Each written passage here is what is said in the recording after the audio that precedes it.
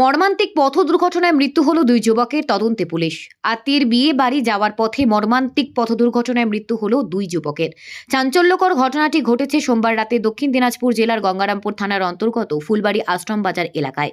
স্থানীয় সূত্রে জানা গিয়েছে, মৃত দুই যুবক সহ আর একজন বাইকে করে তপন থানার অন্তর্গত ধুন্দিপাড়া থেকে গঙ্গারামপুর থানার অন্তর্গত প্রাণসাগরে এক আত্মীয়ের বিয়ে বাড়ির উদ্দেশ্যে যাচ্ছিল।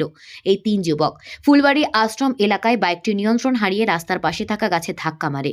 এরপর স্থানীয়দের নজরে বিষয়টি আসতেই তারা ফুলবাড়ি ফাঁড়ির পুলিশকে খবর দিলে ঘটনাস্থলে পুলিশ গিয়ে তাদের উদ্ধার করে গঙ্গারামপুর সুপার স্পেশালিটি হাসপাতালে নিয়ে আসলে তাদের মধ্যে দুজনকে কর্তব্যরত চিকিৎসকরা মৃত বলে ঘোষণা করে, আর একজনের অবস্থা অবনতি হতে থাকলে মালদা মেডিকেল কলেজ ও হাসপাতালে স্থানান্তরিত করা হয়। জানা গিয়েছে, মৃত যুবকের নাম রবি ওরাও, বয়স 32, ও জয় ওরাও, বয়স 18। তাদের দুজনের বাড়ি তপন থানার অন্তর্গত ধুন্দিপাড়া এলাকায়।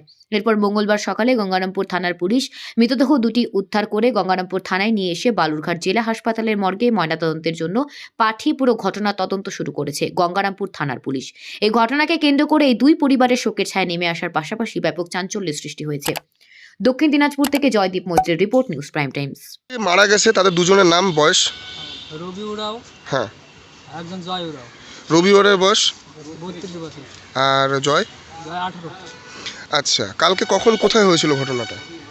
তারপরে বাড়ি থেকে 9টার সময় বেরিয়েছিল।